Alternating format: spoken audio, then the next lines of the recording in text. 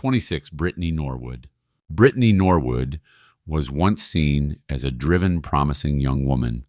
Born in 1982 and raised in Washington State, she excelled as a college soccer player, disciplined, competitive, with no criminal record to speak of. But beneath that seemingly composed exterior, something darker lay dormant. And on the night of March 11th, 2011, in an upscale yoga store in Bethesda, Maryland, it erupted into one of the most shocking betrayals in recent true crime history. Lululemon Athletica, an elite brand catering to health, mindfulness, and fitness, became the backdrop of a crime that stunned a community and baffled investigators. Brittany Norwood and her co-worker, 30-year-old Jana Murray, closed up the shop together that evening, but just minutes later they returned. Norwood claimed she'd forgotten her wallet.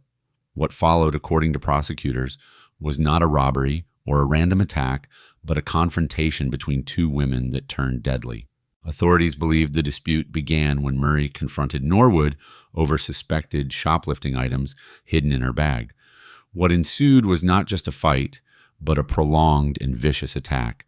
Norwood used at least 5 different objects from the store's inventory items meant for display or maintenance to assault Murray. More than 330 injuries were documented, but in the aftermath, Norwood didn't run. She stayed and staged a scene so elaborate it initially fooled everyone. By morning, she was discovered bound in a restroom, bloodied, shaken, and telling a harrowing tale of masked men who broke in, tied them up, and assaulted them. Panic gripped the streets of Bethesda. Residents feared killers were on the loose, but the story soon began to unravel. The forensic evidence painted a different picture. Only 2 sets of footprints were found. Surveillance footage showed no intruders. And Jana's car, moved in the middle of the night, contained Norwood's DNA. The timeline tightened. Investigators found inconsistencies, and then a motive: the suspected theft. After just 6 days, Norwood was arrested. At trial, her attorneys admitted to the killing, but argued it wasn't premeditated. They described her as someone who simply lost control, but the jury wasn't convinced. After less than 2 hours of deliberation, Brittany Norwood was found guilty of first-degree murder. During sentencing, the courtroom was packed. The judge described Norwood's actions as cold-blooded, brutal, and devious. He offered no leniency, no possibility of parole. "You will live," he said. "You will see another sunrise. Jana Murray will not." Today, Brittany Norwood remains behind bars, serving life without parole. Her name is etched not in athletic record books or resumes, but in legal documents and criminal history. Jana Murray, remembered for her adventurous spirit and academic brilliance, is honored through the Jana Troxell Murray Foundation, an organization that carries forward her passion for life even as her own was stolen so violently. A confrontation, a cover-up, a calculated lie, all from someone no one saw coming, and yet in the end, the truth found its way through the silence. 27. Naomi Marie Gaines. On a warm summer evening in St. Paul, Minnesota, the crowds gathered for fireworks. It was July 4th, 2003. Families lined the Mississippi River, celebrating freedom and the promise of a peaceful night. But just blocks away, on the Wabasha Street Bridge, Naomi Gaines was unraveling. Born in 1979 and raised in the Robert Taylor homes of Chicago, Gaines had long battled inner turmoil. Diagnosed with major depression, psychosis, and bipolar disorder, she cycled through psychiatric hospitals in the months after giving birth to twins. She was a mother of 4, creative, caring, and by many accounts loving. But mental illness doesn't always look like what we expect. And on that holiday night, in a moment of crisis, she made a devastating choice. Pushing a stroller along the bridge with her 14-month-old twin boys, Naomi felt watched, judged, and alone. She later told police, "I didn't want to die and leave them behind in a world like this." In a state of delusion and despair, she lifted her sons, sincere understanding and supreme knowledge, and dropped them into the river below. Then she jumped. Bystanders rushed to help. Gaines and one of the twins, Supreme, were rescued, but Sincere was gone. His body would be found 2 days later, 11 miles downstream. Within hours, Gaines was in custody, hospitalized after the fall. She told detectives that death felt like the only escape for her and for her children. The tragedy was swift and shocking, but the signs in hindsight had been mounting. Nearly a year before, Naomi had been found wandering with her children, singing loudly and speaking nonsensically. Diagnosed with psychotic depression, she was ordered to take medication and undergo supervision. That order expired just months before the tragedy. In court, Gaines pled guilty to second-degree murder and attempted murder. Her defense never denied what happened. Instead, they urged the court and the public to look at the broader context: untreated mental illness, systemic gaps, and the isolation of postpartum psychosis. She was sentenced to 19 years in prison for the death of Sincere and 14 for the attempted murder of supreme sentences to be served concurrently. Today, Naomi Gaines resides at the Minnesota Correctional Facility in Shakopee. She works in the prison library, writes music and memoirs, and participates in programs for women and mothers. Her surviving children are cared for by their father and extended family. Naomi's story has since become part of a wider conversation. In Minnesota, hospitals now screen new mothers for postpartum depression. Her case helped spark changes in how the state views maternal mental health. People look at that day, she once said, and they say, "Oh, what a terrible mother." But they don't see the months, the years before it. Naomi Gaines committed an unforgivable act, but her story remains a sobering reminder that untreated mental illness can push anyone beyond the edge, and that awareness, compassion, and intervention can be the difference between crisis and catastrophe. 28. Latonia Bellamy. In the early hours of April 4th, 2010, the streets of Jersey City were quiet until the celebration turned to tragedy. The young couple, Nia Hawk and Michael Mucciocchi, had just returned home from their engagement party. They never made it through their front door. Latonia Bellamy was 19 years old, a college student on spring break with no prior record and a seemingly promising future. Raised in Jersey City, she was described by those who knew her as intelligent and charismatic. But what unfolded that night would permanently redefine her life and extinguish two others. According to court testimony, Latonia joined her cousin Shaquan Bellamy and friend Darmelia Lawrence in what prosecutors later called a thrill killing. Armed with a shotgun and a pistol, the three set out into the city, allegedly exchanging weapons as they walked. Their intent robbery, but it escalated. When they spotted Nia and Michael unloading gifts from their car, the attackers moved in. The victims were ordered to the ground. What happened next would send shockwaves through the community. Michael was shot with a shotgun. Nia was killed by a bullet to the head. Prosecutors argued that Latonia Bellamy pulled the trigger. She later admitted in a videotaped statement that she fired the weapon, though on the stand she claimed she didn't aim at anyone and was too afraid of her cousin to back out. She told the jury, "I didn't shoot anyone," but the jury didn't believe her. Bellamy was convicted of felony murder, carjacking, and armed robbery. Though she expressed regret, she also insisted the wrong person had been convicted. The judge was unmoved. During sentencing, he described the crime as deviant and senseless, stating Bellamy showed a disturbing lack of impulse control and posed a serious threat to society. On February 8, 2013, Latonia Bellamy was sentenced to life in prison plus 30 years. She will not be eligible for parole until the year 2106. The families of Nia Hawk and Michael Mucciocchi, two accomplished, beloved individuals with careers in media and technology, were devastated. Their loss was sudden, brutal, and public. As Michael's mother said, "One night was stolen from them and from us." The impact is impossible to express. Latonia Bellamy's co-defendants face separate trials. Her cousin Shaquan was charged in multiple murders. Darmelia Lawrence, who admitted to acting as a lookout, pleaded guilty to armed robbery and agreed to testify. To this day, Bellamy's case is a haunting example of how quickly a life can pivot from potential to prison. A bright student, a moment of impulse, and a decision that ended two lives and shattered countless others. What led her down that path may never be fully understood, but the consequences are clear and irreversible. 29. Antoinette Pelzer. On a spring morning in 2012, the boardwalks of Atlantic City buzzed with tourists. It was just after 10 a.m. when the ordinary turned tragic. Two Canadian visitors, a mother and daughter, were walking down Pacific Avenue when they crossed paths with a stranger, one who would end their lives in a sudden, senseless act of violence. The woman was Antoinette Pelzer.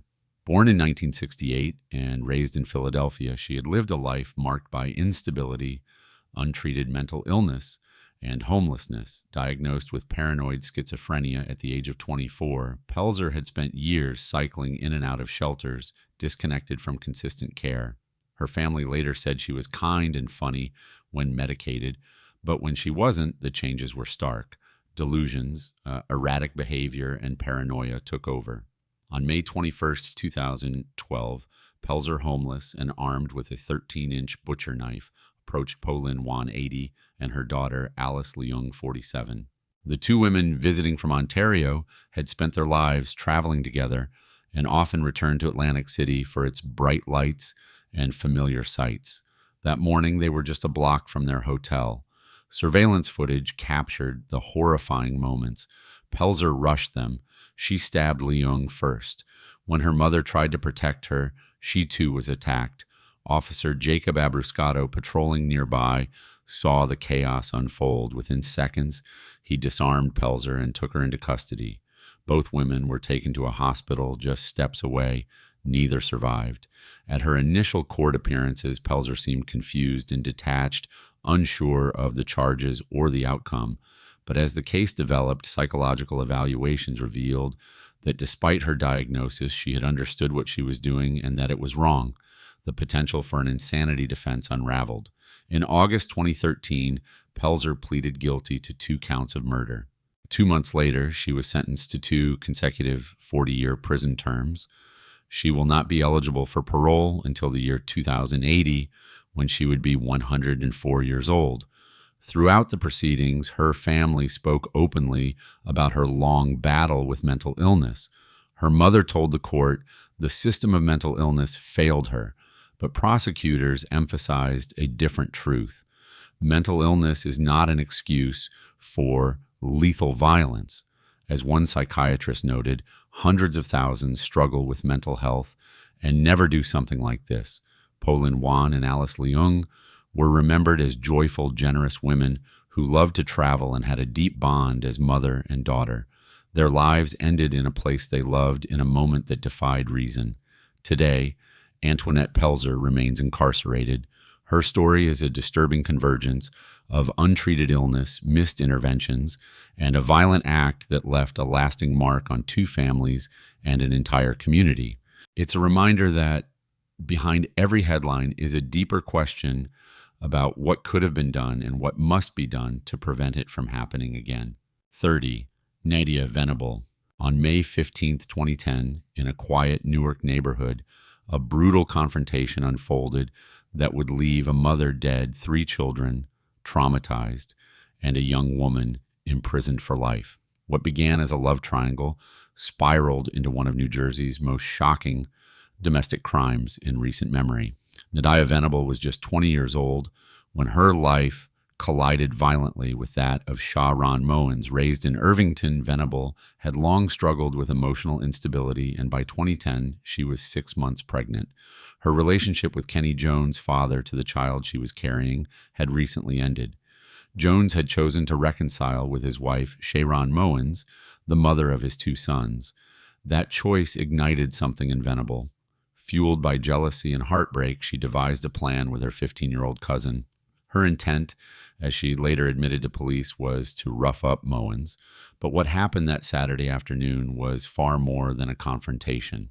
Venable arrived uninvited at Moens' Mount Prospect Avenue apartment. When the door opened, she threw bleach into Moens' eyes, an act that instantly blinded and disoriented her. From there, the situation escalated with terrifying speed. Armed with a kitchen knife, Venable stabbed Moens 30 times as her 2 young sons, ages 3 and 6, watched helplessly. Her 10-year-old daughter, also home at the time, ran for help. Neighbors heard the commotion. One rushed to the apartment only to find the children trying to clean the floor around their mother. "I have to clean up, Mommy," the youngest cried out, towel in hand. Venable was arrested the same day after reporting her SUV stolen a vehicle investigators had already linked to the scene. During questioning, she gave conflicting accounts. First, she claimed she went to collect money. Then she blamed her cousin for the violence. But the evidence told a clearer story. Her own taped confession surveillance footage and the cousin's testimony placed Venable at the center of the attack. After a 3-week trial and just 2 hours of jury deliberation, Venable was found guilty of murder, burglary, and weapons offenses. On September 27, 2013, she was sentenced to 55 years in prison. Under New Jersey law, she must serve 47 years before becoming eligible for parole. The court rejected any notion of diminished responsibility. Prosecutors argued that while emotions may have run high, the act was deliberate, calculated, and devastating. As Assistant Prosecutor Purva Deshpande stated, "Nothing can erase what those children witnessed in this senseless attack. Today, Moens' children are being raised by relatives. Venable remains incarcerated, serving out a sentence that will likely keep her behind bars for the rest of her life. Her child, born after her arrest, will grow up never knowing their mother outside of prison walls." In the end, what began as a personal betrayal led to irreversible tragedy. A life taken, a family shattered, and a chilling reminder of how jealousy left unchecked can turn fatal. 31. Dorthia Demetrice Bynum. In October 1998, a small community in Burlington, North Carolina, was shattered by a crime so devastating it left even seasoned investigators searching for words. It wasn't just the brutality of the act, but who committed it that stunned the nation. At the center of the case was 17-year-old Dorthia Demetrice Bynum, a teenager whose choices would forever alter the lives of 3 families and end one far too soon. Bynum had no criminal record and was known to be quiet, even reserved. But behind that quietness was a storm of jealousy and emotional instability. When 10-year-old Tiffany Long, a bright, trusting girl, wrote a simple letter to Bynum's boyfriend, Harold Jones, Bynum reportedly became enraged. What followed was a chilling descent into premeditated violence committed by people Tiffany knew and trusted. On the evening of October 16, 1998, Tiffany was last seen walking towards 614 Lakeside Avenue, a house she recognized. Her grandmother reported her missing later that night. After hours of searching, police discovered her body behind a nearby vacant house just before dawn. The evidence led them quickly to 3 suspects: Harold Jones, his 13-year-old nephew, Joseph Jones, and Dorthia Bynum. According to prosecutors, the 3 lured Tiffany to the house under the pretense of friendship. Once inside, the situation escalated. While details remain sealed from public view, in many respects, what's known is that Tiffany was restrained, assaulted, and fatally beaten with a metal-tipped bed rail. Bynum later claimed the group only intended to scare the child, but the facts painted a darker picture. Just 2 days later, Bynum was arrested. Under pressure from mounting evidence and facing the possibility of the death penalty, she entered a plea deal, guilty to second-degree murder, kidnapping, and other offenses. In exchange, she agreed to testify against her co-defendants. On February 14, 2000, at the age of 18, Bynum was sentenced to a minimum of 124 years in prison with a maximum term of 150. As her attorney put it, it would take a pardon from the governor to get her out, and that's not likely. Harold and Joseph Jones were later tried and convicted of first-degree murder. Each received life sentences. All 3 remain incarcerated in North Carolina's prison system to this day. Dorthia Bynum's name is rarely mentioned now, but the legacy of the crime she helped orchestrate remains etched into the community's memory. Tiffany Long's family continues to grieve her loss, remembering her not for the tragedy, but for her kind spirit and youthful optimism. In the end, The story of Dorthia Bynum is not just about a terrible crime. It's about the danger of unchecked emotions, broken guidance, and the irrevocable choices made in youth. It serves as a painful reminder: trust once broken in such a way leaves scars that time can't heal. 32. Crystal Gail Mangum. Crystal Gail Mangum was once a name that echoed through national headlines, not for murder, but for a false accusation that nearly upended lives and careers. But years after the Duke lacrosse case faded from public view, Mangum's story took an even darker turn, one that would leave a man dead and her behind bars for nearly 2 decades.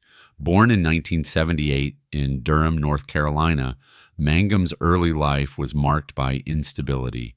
At age 14, she claimed she had been kidnapped and assaulted, an allegation she later withdrew. Her teenage years were turbulent, and though she briefly served in the U.S. Navy, she was discharged early after becoming pregnant. By her 20s, Mangum had returned to Durham and was working as an exotic dancer.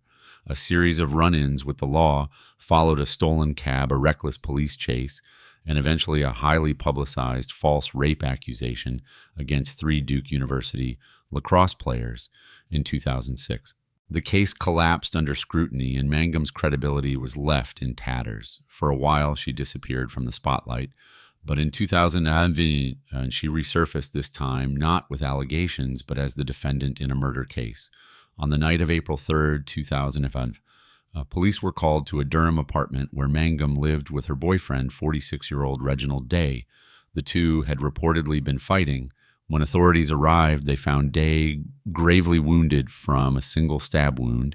Mangum claimed it was self-defense, that Day had attacked her and she acted to protect herself. But investigators quickly raised doubts. Paramedics found no signs of physical injuries on Mangum, and Day, before dying 10 days later in the hospital, told police he was trying to escape the apartment when she stabbed him. Prosecutors charged Mangum with second-degree murder. The trial, held 2 years later, was tense and polarizing. Her defense argued that she was a victim of domestic violence. The prosecution painted her as manipulative and violent. A jury of 7 men and 5 women deliberated for 6 hours before delivering their verdict: guilty. On November 22, 2013, Crystal Mangum was sentenced to a minimum of 14 years and 2 months, with a maximum of 18 years in prison. The courtroom was filled with emotion. Day's family expressed relief, while Mangum's supporters insisted she had been judged more for her past than the facts of the case. Today, Mangum remains incarcerated in North Carolina. Her story is one of volatility, a trajectory shaped by chaotic relationships, legal troubles, and repeated brushes with the justice system. Once seen as a victim, later as a symbol of prosecutorial overreach, and now a convicted murderer. In one of her rare court statements, Mangum said, "I was just trying to survive," but the jury didn't believe her. And in the end, it wasn't her past that sealed her fate. It was the undeniable loss of a life that could not be taken back. Mangum's legacy is a cautionary tale of blurred lines between truth and deception, victimhood and violence. And in the quiet corners of Durham, the echoes of her story remain unresolved. 33. China P. Arnold. In 2005, the city of Dayton, Ohio, was struck by a case so disturbing it tested the limits of what even seasoned investigators could comprehend. At the center of it was China P. Arnold, a mother of 4, who would ultimately be convicted in the death of her infant daughter, in a crime that defied logic, morality, and human understanding. Born in 1980, Arnold's life was marked by instability and a growing list of legal troubles.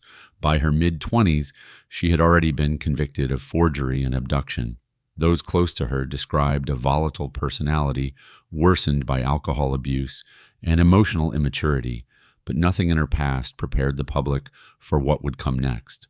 On August 30th, 2005, Arnold arrived at a Dayton hospital with her 28-day-old daughter, Paris Talley. The infant was unresponsive. Doctors noted strange internal injuries, burns that suggested exposure to extreme heat, but with no corresponding signs on the skin.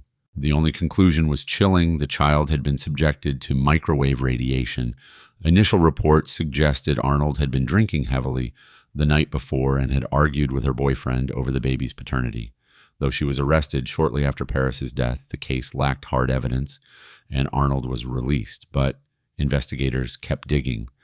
Over a year later, new testimony and forensic analysis reopened the case, and Arnold was rearrested in November 2006.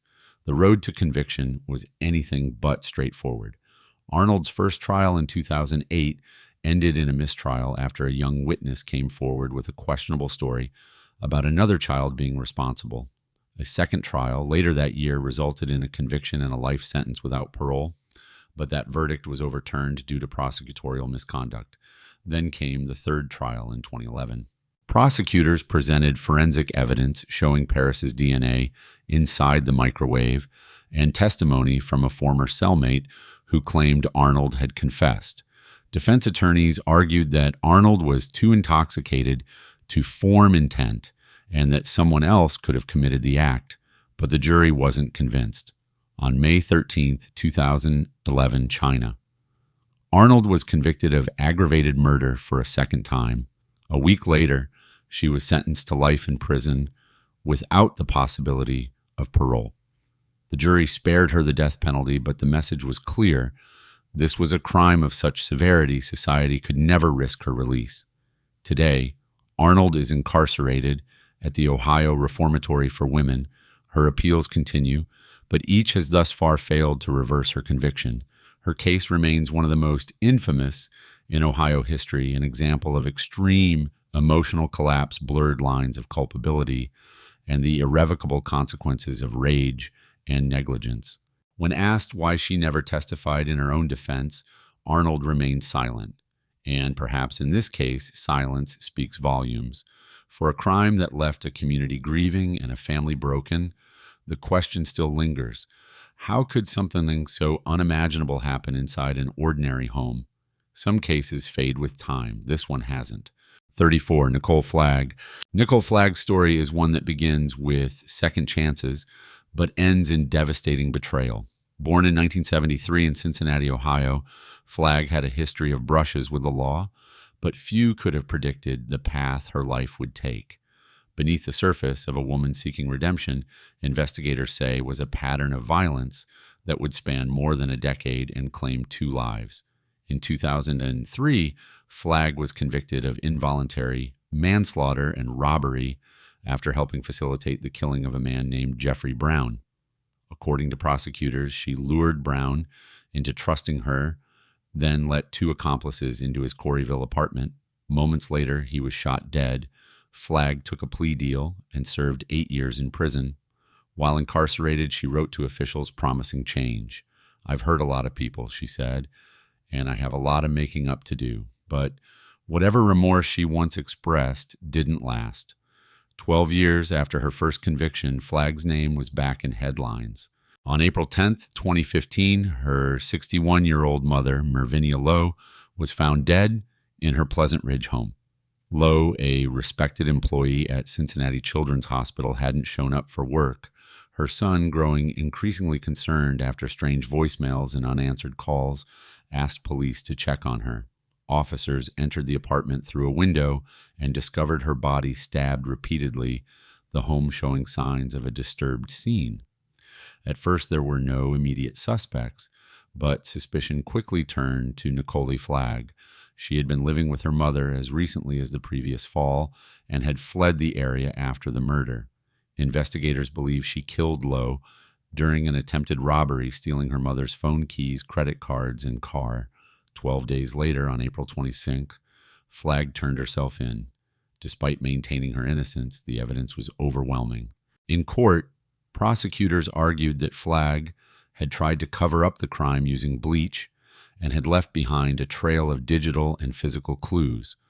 Her past conviction weighed heavily on the proceedings. Flagg now stood accused of taking not just a life, but the life of someone who had once taken her in. In January 2017, Nikole Flagg was found guilty of aggravated murder and abuse of a corpse. The court sentenced her to life in prison without the possibility of parole. Even during sentencing, she maintained, "I didn't murder my mother." But her words rang hollow for a community reeling from the loss of a woman described as compassionate, loyal, and full of life. Today, Flagg remains behind bars in Ohio. Her case stands as a sobering reminder that not all stories of second chances end in redemption. Sometimes the past doesn't just follow, it repeats. And in this case, it repeated in the most tragic way possible. 35. Angela Garcia.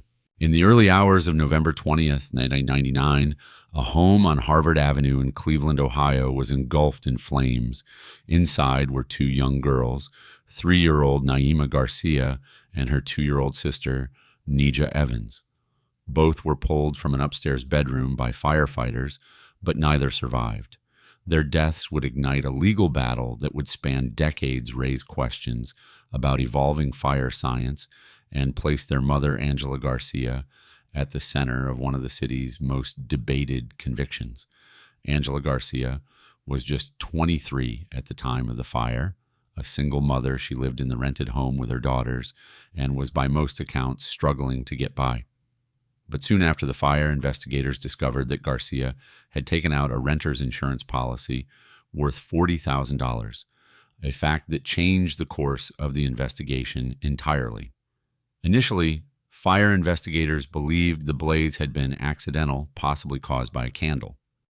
A trained K-9 found no trace of accelerants and no physical evidence was preserved. In fact, the home was demolished just 2 days later. But when it was revealed that Garcia had allegedly overvalued items in her insurance claim, suspicions deepened. Within weeks, the cause of the fire was reclassified as arson. In 2000, Angela Garcia was arrested and charged with aggravated murder, manslaughter, and insurance fraud. Her first 2 trials ended in hung juries. But in 2001, during a third trial, a new theory emerged. Prosecutors claimed Garcia had intentionally set the fire to collect insurance money, then escaped the blaze while leaving her daughters behind. A jailhouse informant testified that Garcia had confessed to setting not 1 but 2 fires. The jury returned a verdict of guilty, and Angela Garcia was sentenced to 2 consecutive life terms with no chance of parole until 2049. Throughout the process, she maintained her innocence. So did her attorneys, who argued that there was no physical evidence tying Garcia to arson and pointed out that she had passed multiple polygraph tests, yet the jury was swayed by circumstantial details, her demeanor, inconsistencies in her story, and the insurance claim. Years later, Garcia's case would draw new attention not because of newly discovered witnesses, but because of shifting scientific standards. Fire investigation, once as much an art as a science, had advanced significantly since her 2001 conviction. Experts now questioned many of the original conclusions in the case. Was it really arson? Could an electrical fault or other accidental cause have been missed? In 2014, Garcia's legal team filed a motion for a new trial, arguing that outdated and unreliable fire science had led to a wrongful conviction. Independent experts reviewed the case and agreed that the original investigation lacked scientific rigor. As of today, Angela Garcia remains in prison, but her case joins a growing list of convictions now under scrutiny as modern science challenges the foundations of past verdicts. In the search for justice, one truth remains: science evolves, but the consequences of its misapplication can last a lifetime. 36. Amber C. Hill. On the outside, Amber Hill appeared to be a loving, determined young mother. At just 23, she was raising 2 little girls in Cleveland, Ohio, while attending college to become a medical assistant. But behind her quiet exterior was a mind slowly unraveling a descent into darkness no one could have imagined until it was too late. On October 1st, 2007, tragedy struck in the most unthinkable way. That morning, Hill bathed her 2 daughters, 4-year-old Janelle Cintron and 2-year-old Cesis Hill. But what began as a simple routine spiraled into something irreversible.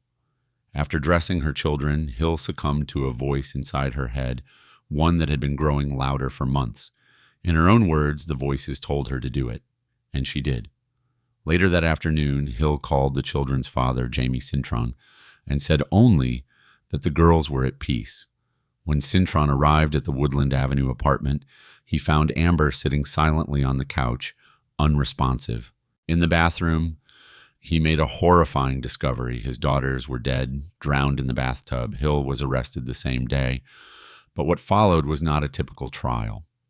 From the beginning, Hill's attorneys claimed their client was not sane at the time of the crime. She had a documented history of depression, auditory hallucinations, and suicidal thoughts. Friends and family testified to her emotional decline.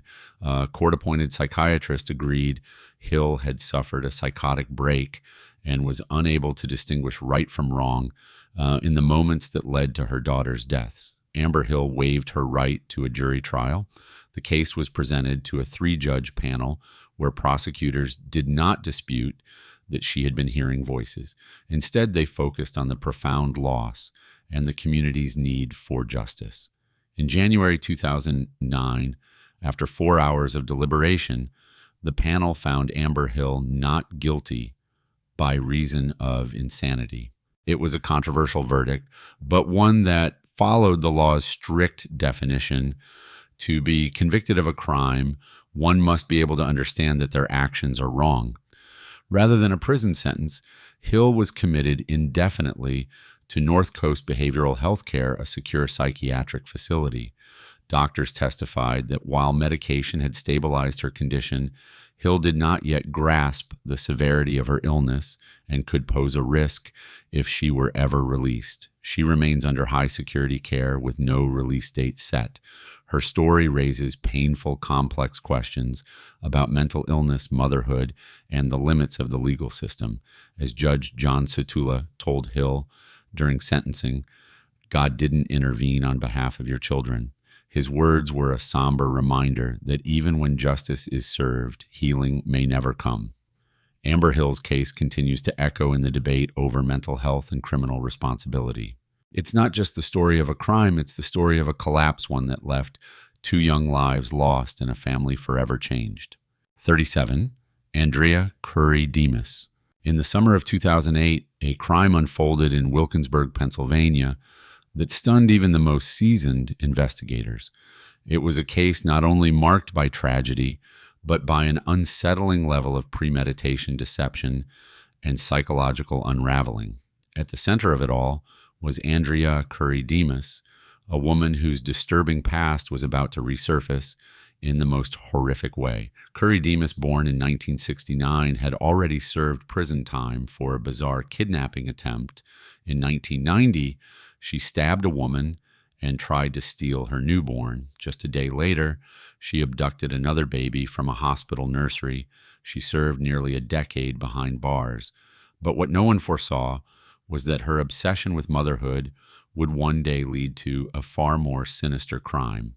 In July 2008, Andrea crossed paths with 18-year-old Zakieya Johnson. The two met at the Allegheny County Jail while visiting inmates. Johnson was visibly pregnant and nearing her due date.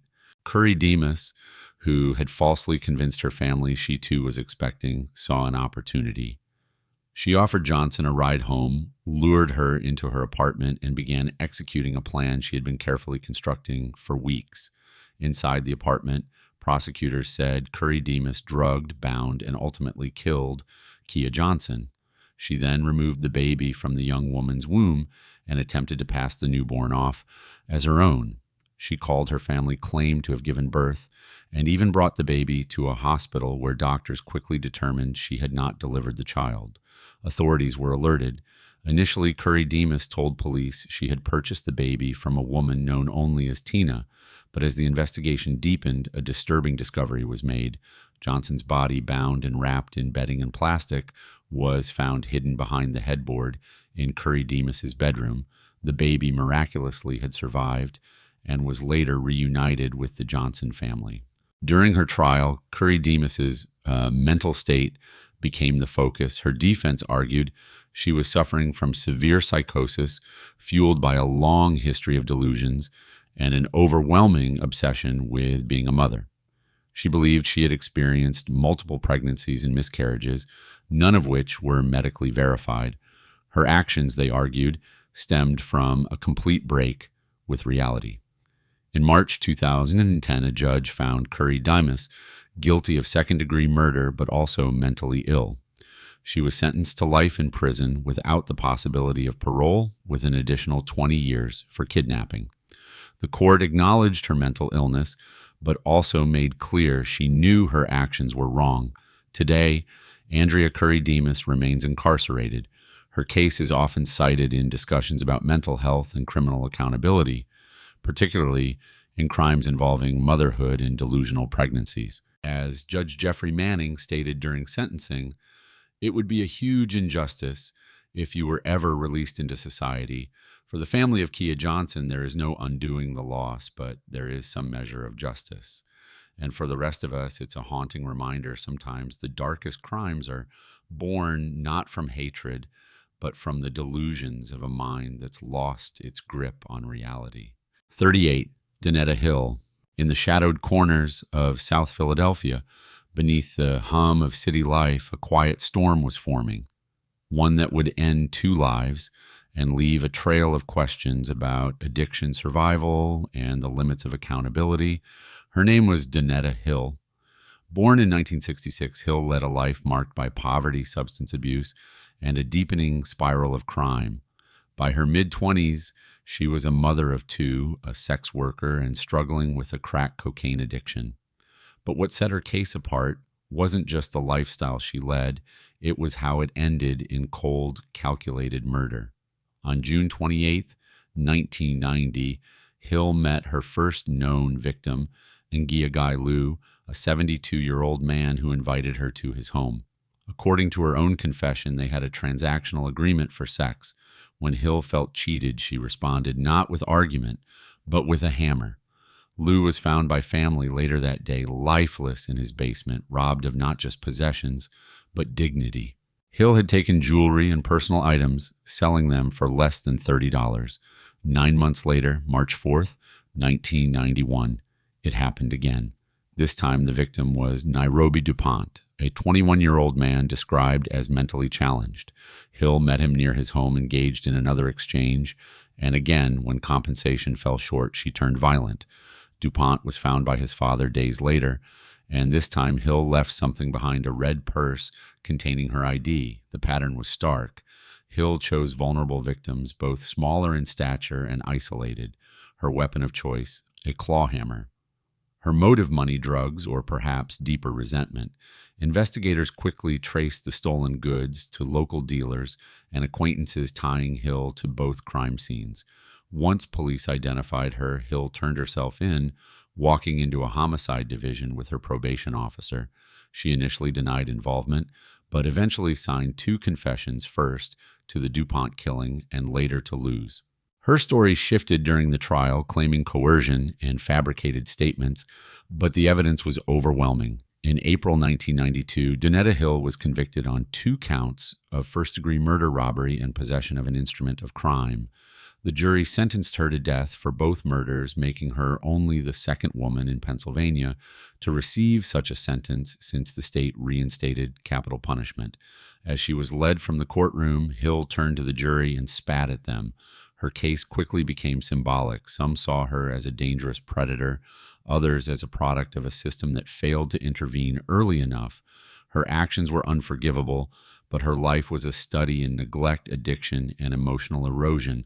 As prosecutors argued, Hill wasn't out of control. She was deliberate, even methodical. Today, Donetta Hill remains on death row at Muncie State Correctional Institution. Though a death warrant was signed in 1996, appeals have kept her execution at bay.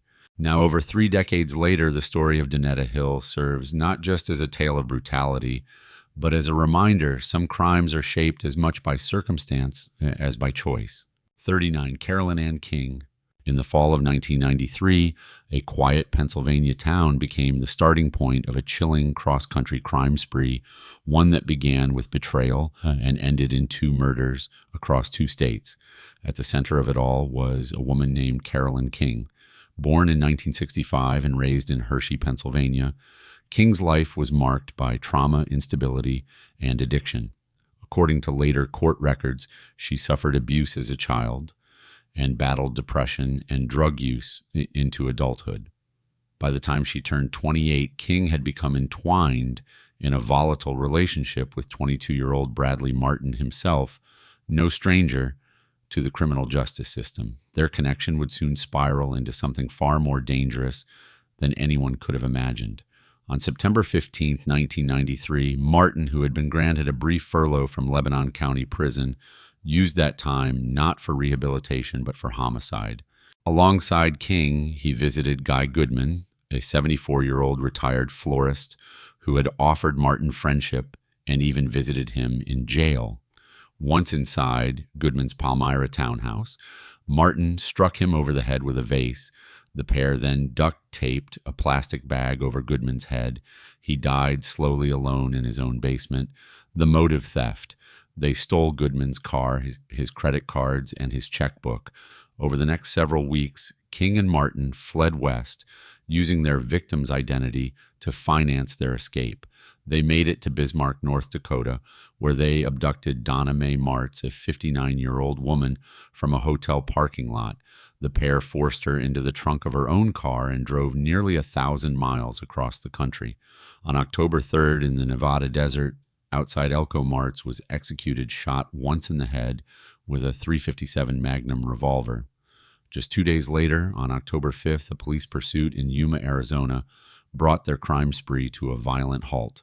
Carolyn King and Bradley Martin were arrested together back in Pennsylvania. The murder of Guy Goodman led to first-degree murder convictions for both. In 1994, the jury sentenced them each to death. Prosecutors described the murder as senseless cold and driven purely by greed. But years later, a series of appeals reopened the case. In 2005, Martin's death sentence was overturned due to issues related to a plea offer that had been extended but withdrawn based on King's refusal to accept it. He was resentenced to life without parole. In 2015, Carolyn King followed. Now nearly 50 years old, she appeared by video from prison as she was resentenced to life. She said nothing, no apology, no explanation. For the daughter of Guy Goodman, it was a moment that closed a chapter but didn't answer the haunting question of why. King and Martin also pleaded guilty in Nevada to the murder of Donna Martz. Both received additional life sentences to be served consecutively. Today, Carolyn King remains incarcerated at the State Correctional Institution at Muncie, serving out the rest of her life without the possibility of parole. She has waived all future appeals. Her name is now a footnote in a case that once stretched across 12 states, but for the families left behind, the impact has never faded. Sometimes the most chilling crimes are not those born of passion or impulse, but those that begin with a plan and leave only silence in their wake. 40. Wanda Jean Allen. Wanda Jean Allen was born into hardship on August 17, 1959 in Oklahoma. Raised in poverty in a household burdened by alcoholism and instability, she was the second of 8 children. Her early life was marked by trauma, struck by a truck at 12, stabbed in the head as a teen, and ultimately diagnosed with brain dysfunction and a low IQ. These early cognitive impairments would later raise haunting questions not just about her crimes, but about the system that judged her. Allen's adult life would be defined by volatile relationships and 2 deadly encounters. The first came in 1981 when she shot and killed Deidre Pettis, a woman she once considered a friend. Allen claimed the shooting was accidental, the result of a chaotic argument.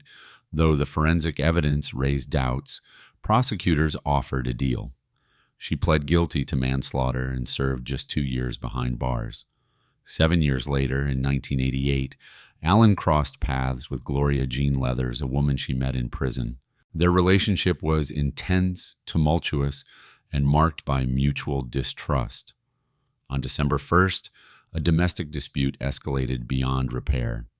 Gloria, seeking safety, was escorted by police to collect her things and then driven with her mother to the local police station to file a complaint. Allen followed them. As Gloria stepped out of the car, Wanda approached with a hidden .38 caliber handgun. One shot to the abdomen, fired on the steps of a police station, changed everything. Gloria died 4 days later. Her final words to police named Allen as the shooter. The trial was swift and unforgiving. Allen was charged with first-degree murder. Prosecutors presented her previous conviction, framed her as a repeat offender, and argued that she posed a continuing threat to society. The defense pointed to her troubled past, her cognitive impairments, and her fear of Gloria, who had previously killed someone herself in what was ruled self-defense. But key evidence, including testimony about Allen's mental disabilities, never made it to the jury. Her lawyer, underpaid, inexperienced, and denied resources, failed to present her neurological history. The jury deliberated for just 2 hours before handing down a death sentence. For 12 years, Wanda Jean Allen lived on death row. During that time, her case gained national attention. Activists, religious leaders, and civil rights figures, including Reverend Jesse Jackson, rallied behind her, citing her mental capacity and the inadequacy of her defense. Yet clemency was denied. Appeals were exhausted. On January 11, 2001, Wanda Jean Allen was executed by lethal injection. She was 41. Her final words were simple: "Father, forgive them. They know not what they do." Her death marked a grim milestone. She was the first Black woman executed in the United States since 1954 and the first woman executed in Oklahoma since statehood. In her final moments, she smiled at her attorney and clung to her faith. Today, Wanda Jean Allen's story is more than a tale of crime and punishment. It is a complex case of personal trauma, systemic failure, and legal debate. For some, she was a dangerous repeat offender. For others, a deeply damaged woman failed by the justice system.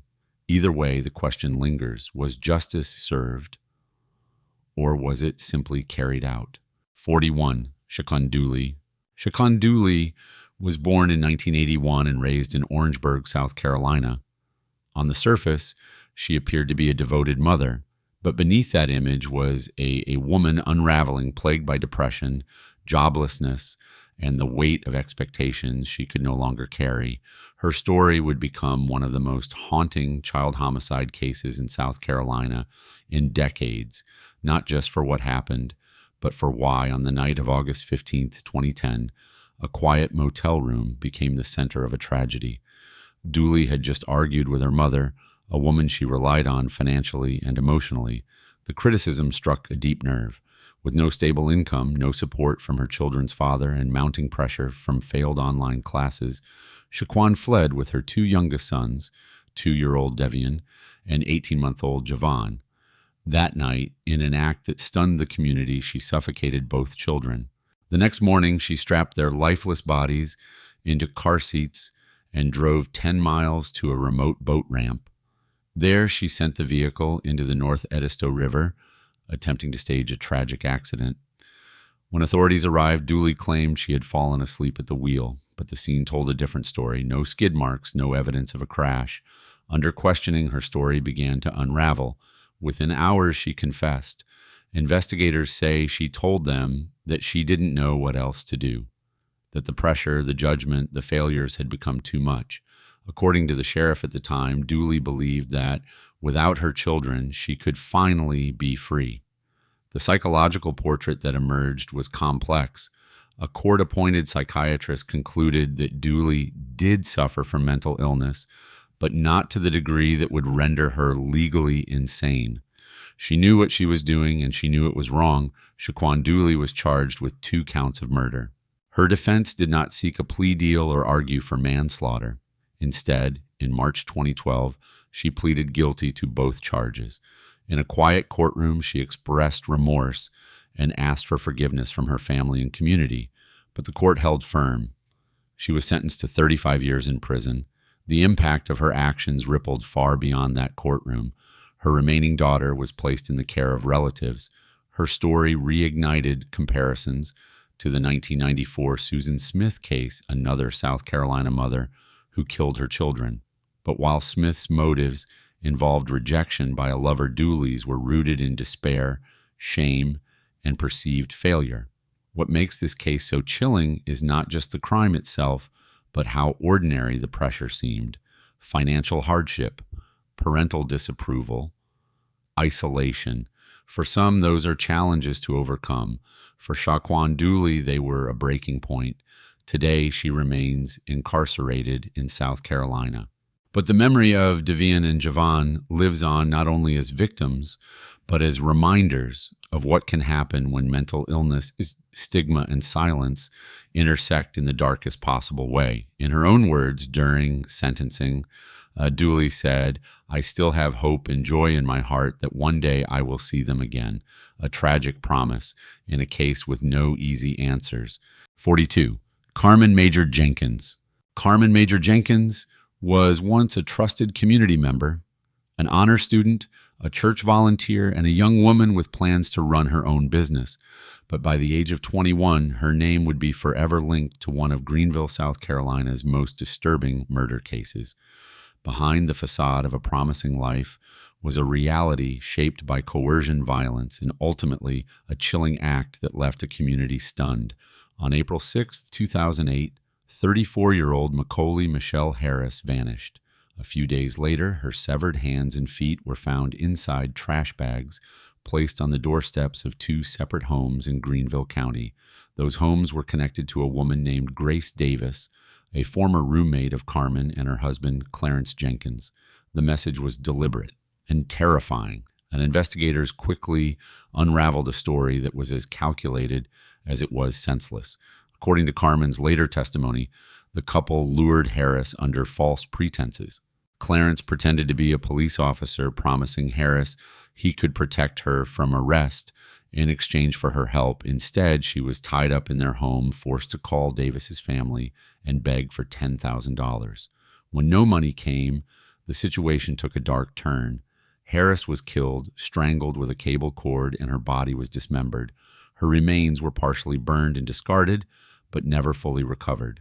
The motive was extortion. The method, a gruesome attempt to manipulate and control a former friend. And the message was unmistakable: do what we say or face the consequences. Carman and Clarence Jenkins were arrested 5 days after the murder. What followed was a high-stakes legal battle. Both were charged with murder and initially faced the death penalty.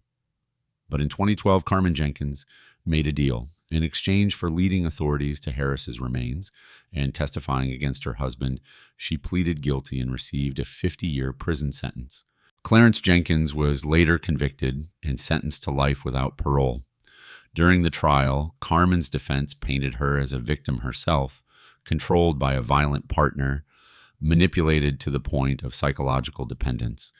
A forensic psychologist diagnosed her with a form of Stockholm Syndrome, comparing her situation to that of Patty Hearst. Supporters described her as a kind-hearted woman who lost herself in a dangerous relationship. But the court held her accountable for her actions. In 2013, her sentence was reduced to 40 years for her cooperation. She remains incarcerated with a projected release far in the future. The case of Carman Jenkins is a cautionary tale about control, influence, and the catastrophic consequences of coercion. It's a case without a complete ending. The victim's full remains were never recovered, and the emotional toll on her family lingers to this day. In a final courtroom statement, the prosecutor offered a reflection that lingers. This was about sending a message. But the message that remains is this: justice doesn't forget, and neither does a community. 43. LaShanda Armstrong.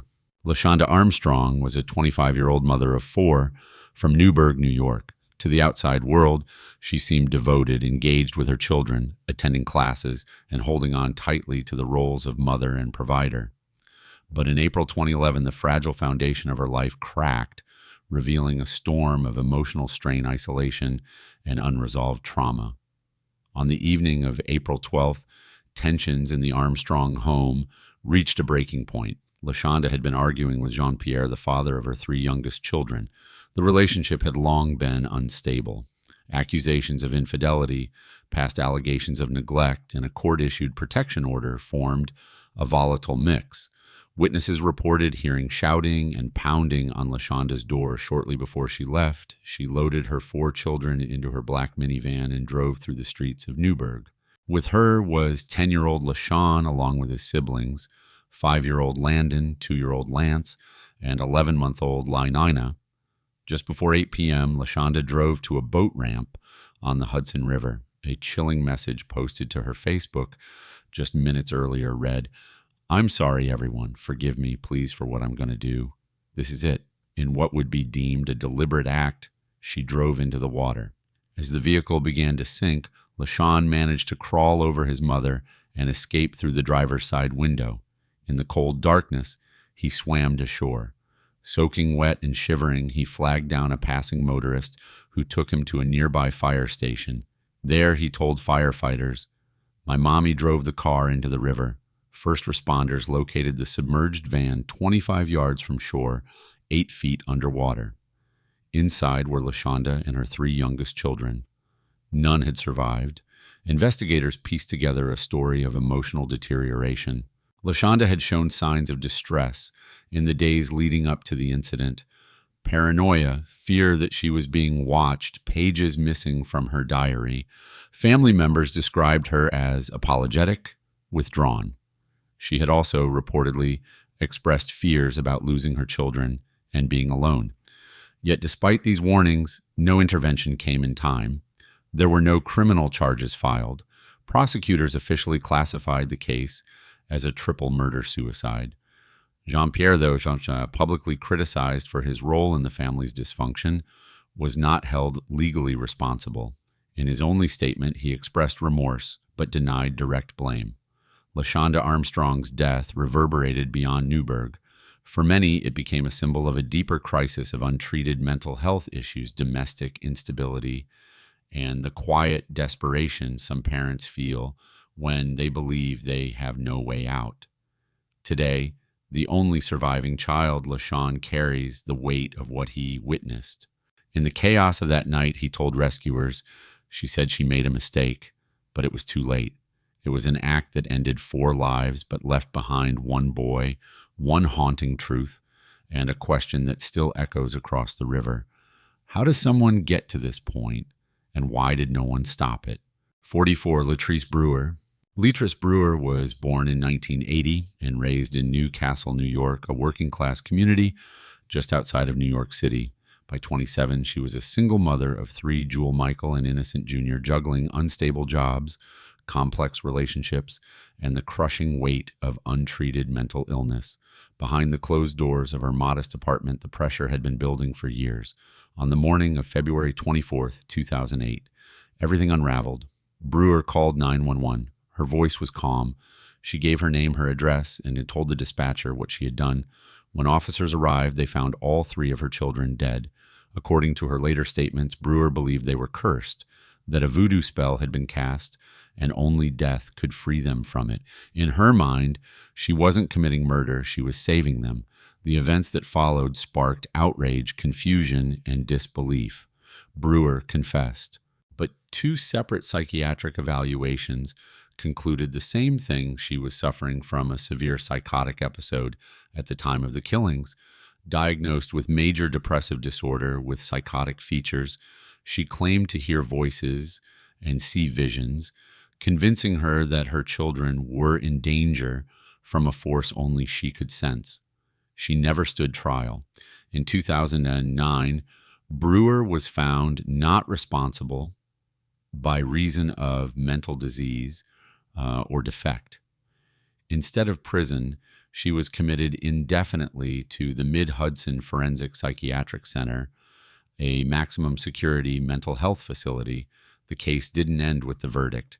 In the years that followed, Brewer attempted to claim a portion of a $350,000 wrongful death settlement awarded to the fathers of her children. The county had acknowledged its own failures. Social services had visited her home just 2 days before the murders, but left without making contact. A judge later ruled Brewer could not collect the funds, calling the idea repugnant to decency. Even more disturbing news broke in 2013 that Brewer had given birth to a 4th child while confined at the psychiatric center. The baby was later placed into foster care. How she became pregnant and the system's failure to prevent it raised serious questions about oversight inside secure mental institutions. Brewer remains at Mid-Hudson. Every 2 years, her mental state is reevaluated. She can only be released if doctors and a court agree she's no longer mentally ill or dangerous. So far, that has not happened. The legacy of Leatrice Brewer's case is deeply complicated. It exposed critical cracks in the child welfare system, highlighted the gray area between criminal justice and mental health, and left behind a haunting reminder of what can go wrong when cries for help are misunderstood or ignored. In a rare interview, Brewer said, "There's not a day that goes by that I don't think about holding them in my arms and loving them. I was sick at the time. It was a tragedy that unfolded slowly in plain sight, and in its wake it left only grief and questions with no easy answers." 45. Veronica Sorella. On a warm July morning in 2011, a quiet Long Island neighborhood woke to a tragedy that defied comprehension. Veronica Sorella, a 31-year-old mother from Plainview, New York, had been planning a joyful day. Her 8-year-old daughter, Julie, was to be the flower girl in a family wedding. Instead, hours before the ceremony, both mother and daughter were found unconscious on the floor of their home.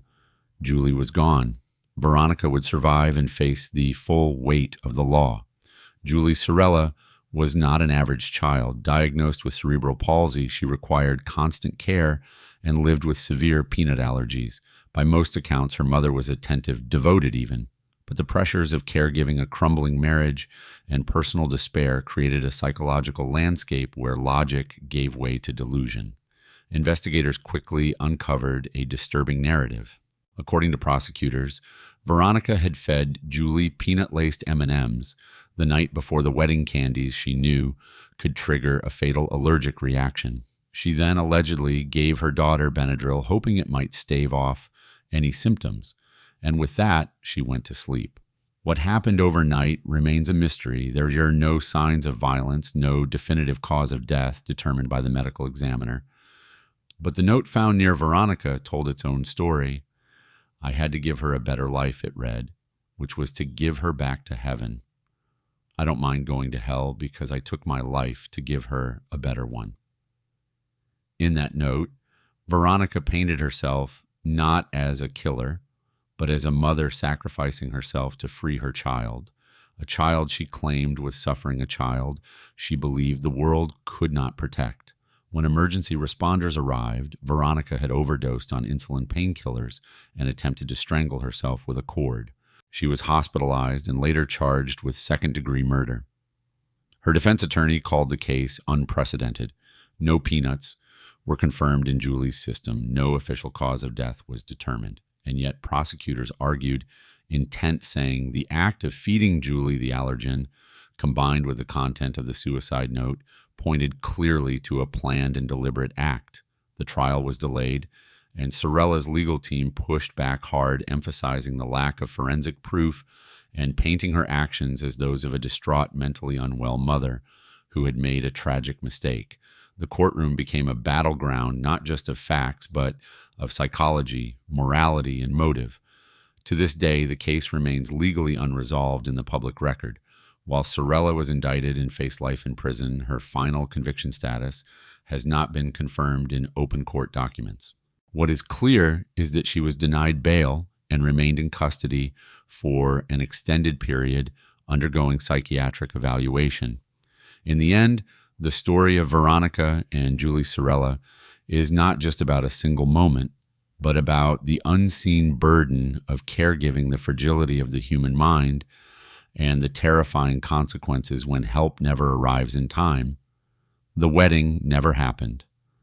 The flower girl never walked the aisle. And a mother's plea, she deserved better, now echoes in silence, tangled in a case where love, tragedy, and mental illness collided in one irreversible act. 46. Kelly Forbes. In the quiet suburban town of Merrick, New York, a waterfront home became the scene of a deadly unraveling. On November 21, 2007, just 2 months after exchanging vows, 29-year-old Kelly Forbes strangled her husband, Michael Forbes, in the early morning hours. What happened that morning and in the months leading up to it would divide a courtroom and leave two families shattered by the truth they each believed. Kelly Forbes was born in Trinidad in 1979. Her life, by her own account, had been marred by trauma. She said she had survived a kidnapping, sexual assault, and years of struggle as a single mother. Seeking stability, she moved to the United States and settled on Long Island. There, while working as a beautician, she met Michael Forbes, a successful 50-year-old real estate agent. He offered her something she hadn't known in years: comfort, security, and a promise of a better life. They married quickly, and the new life began. But according to Kelly, the dream unraveled just as fast. In court, she claimed Michael became controlling, abusive, and paranoid, cutting her off from friends and family, discouraging her from working, and interfering with her relationship with her young daughter. She said she feared for her safety and saw no way out. Then came the morning that would define the rest of her life. Kelly called 911 shortly before 9 a.m., telling the operator that her husband had attacked her with an electrical cord, and according to her, she fought back, kneeing him, taking the cord from his hands, and using it against him. Prosecutors, however, saw something else. They pointed to the fact that she waited over an hour to call for help, that in the moments following the killing, she had been texting her lover. One message read simply, "No, I did it." The trial began in the summer of 2008. Kelly's defense centered on self-defense and past abuse. The prosecution emphasized the methodical nature of the killing strangulation. They argued it takes time and intention. There were no visible marks on Kelly and no physical evidence to suggest a violent struggle. Her husband's teenage daughter, devastated by the loss, addressed Kelly in court. "One day, you'll see your daughter again, but my father will still be dead." After weeks of testimony, the jury returned a verdict guilty of first-degree manslaughter. In August 2008, Kelly Forbes was sentenced to 21 years in prison. Today, she remains incarcerated in New York State. Her daughter, once the reason she said she stayed in the marriage, is now growing up without either parent in her life. The case of Kelly Forbes is not easily categorized. To some, she was a survivor who broke under pressure. To others, she was a calculating woman who used her past as a shield. What's left is a tragedy born from promises unmet and a marriage that ended not with distance, but with death. In her final words to the judge, Kelly said, "I pray for forgiveness. I hope one day they understand I was afraid, but understanding, like justice, often arrives too late." 47. Helen Ray Fowler. In the quiet halls of Sing Sing Prison on November 16, 1944, Helen Ray Fowler became a footnote in history, one that few remember and fewer still talk about. At 37 years old, she was strapped into the electric chair, tears silently falling as a current of 2,000 volts surged through her body. She was the only black woman executed in the state of New York in the entire 20th century. Helen Fowler was a mother of 5 and a boarding house operator in Niagara Falls. Life had never been kind. She was large in stature, 5'7", 227 pounds, and even larger in presence, tough, defiant, and in the words of the police captain who interrogated her, the hardest person I've ever questioned. But Helen's life was shaped as much by survival as by suspicion. In the fall of 1943, she took in a young boarder named George Knight. He drank heavily, fought often, and was no stranger to trouble. On October 30th, an older man, William Fowler, no relation, crossed paths with Helen and Knight after a day of drinking. That night, William ended up dead in Helen's home, his skull fractured. Helen and Knight hid the body in a trunk and dumped it into the Niagara River. When it washed ashore weeks later, the investigation moved quickly. Both suspects confessed, but each pointed the finger at the other. The crime shocked the community. But what came next raised even more questions. The trial was swift. 5 women sat on the jury, the first time women had ever served in that role in Niagara County. Helen's own daughter, Genevieve, testified that her mother and Knight had plotted to rob the victim. Her testimony was damning but complicated. She herself had a history of arrests and, according to Helen, a motive to see her mother gone. Despite no clear evidence that Helen had committed the murder herself, and Knight even changing his story to admit he'd delivered the fatal blow, Both were convicted under New York's felony murder statute. That meant that simply participating in the events surrounding a killing could lead to a death sentence, even if you didn't physically cause the death. Helen's defense was weak. Her court-appointed attorney called no witnesses except her children, whose testimonies were conflicting. Her written plea for clemency, dictated just hours before execution, painted a different story, one of betrayal, coercion, and a daughter who Helen claimed once said, "You'll make a nice fat crackling in the chair." But there was no stay, no mercy, and no last-minute reprieve from the governor's office. Helen Fowler died just after 11 p.m. George Knight followed minutes later. Today her name barely registers in the pages of American criminal history. But her case lingers like an echo of a time when race, poverty, and gender shaped the scale of justice. No retrial, no appeal with teeth, just silence, and the finality of a switch flipped in a prison chamber. In her final words, written in desperation, she said, "Please, I'll live for God from now on, if spared. For when children try to have your life taken just to be free, it's a shame." For Helen Ray Fowler, shame wasn't the last word, but it may be the most enduring one. 48, Brigitte Harris. Brigitte Harris grew up believing no one would ever protect her.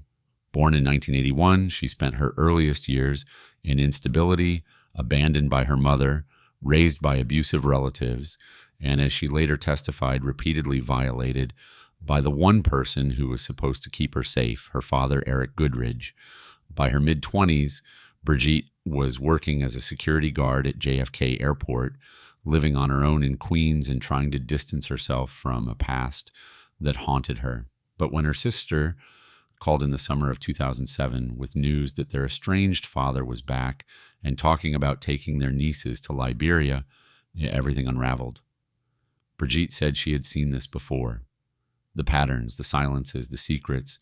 She feared history repeating itself in the next generation. And on July 28, 2007, in her Rockaway apartment, she made a choice that would change everything. She invited her father over, hoping, she said, to reason with him, to ask him not to take the children. But the conversation turned heated. She handcuffed him, gagged him with a towel, and used a scalpel to sever his penis. Her intention, she later told police, wasn't to kill him. It was, in her words, to take away his weapon. She called 911 afterward, but Eric Goodridge died from asphyxiation before help arrived. Brigitte didn't run. She went to her sister's home. She was admitted to a psychiatric ward later that day. There, for the first time, she opened up about the abuse she had suffered. Her sister Carlene then publicly confirmed that she too had been abused by their father and launched a defense campaign on Brigitte's behalf. Letters poured in. So did media attention. Some saw Brigitte not as a criminal, but as a survivor who had reached a breaking point. At trial in 2009, prosecutors portrayed her as calculated. She had, after all, researched the infamous Lorena Bobbitt case. She'd purchased the scalpel online, and she recorded a video beforehand explaining what she planned to do. But the defense framed her actions not as revenge, but desperation. She testified about years of abuse, about trying to stop her father from hurting others, about a system that had failed her at every turn. The jury listened and believed at least part of her story. They acquitted her of murder and first-degree manslaughter. Instead, they found her guilty of second-degree manslaughter, citing emotional disturbance and lack of intent to kill. Several jurors even wrote letters urging leniency, but the judge handed down the maximum 5 to 15 years. Brigitte Harris served 5. She was released on parole in 2012, expressing remorse, not for her motive, but for the outcome. "I didn't want to kill him," she said. "I just wanted him to stop." Her case sparked national debate about child abuse, trauma, justice, and vigilantism. And even now, it leaves one lingering question. When justice fails, what happens when someone tries to deliver it on their own? Brigitte Harris walked out of prison with her past behind her, but not forgotten. For her freedom didn't start with release. It began the day she was finally believed. 49. Leisa Jones. On a quiet July morning in 2010, the unthinkable happened on Nicholas Avenue in Staten Island. Flames devoured a modest apartment as emergency crews raced to the scene. Inside, firefighters discovered 5 lifeless bodies, 4 children, and their mother. At first, the horror seemed almost beyond understanding, but as the investigation unfolded, so did a story of desperation, isolation, and quiet suffering that ended in tragedy. Leisa Jones was a 32-year-old single mother of 4. Born in Jamaica, she had come to the U.S. seeking opportunity and stability for her children. But by the summer of 2010, that hope had all but crumbled. She was unemployed, struggling to pay rent, and attending beauty school in an effort to rebuild her life. Friends described her as loving but stern. Others recalled a temper and emotional volatility that hinted at deeper struggles. Leisa was fiercely protective of her children, but behind closed doors, her world was unraveling. On July 22nd, Leisa's apartment caught fire around 4 a.m. Responders found the bodies of her 3 eldest children, 14-year-old CJ, 10-year-old Brittany, and 7-year-old Melanie. Their deaths were ruled homicides. The youngest 2-year-old, Jermaine, died later at the hospital from smoke inhalation. Leisa herself was found in the blaze, and investigators initially pointed to CJ, a troubled teen with a history of behavioral issues, as the likely suspect. But something didn't add up. CJ had been found with a razor under his body, yet autopsies showed no soot in his lungs, indicating he had died before the fire. Leisa, by contrast, had inhaled smoke. A burned note was discovered nearby, the words "am," sorry, barely legible. Forensic handwriting analysts later confirmed the writing matched Leisa's. Investigators concluded that she had killed her children before setting the fire and took her own life soon after.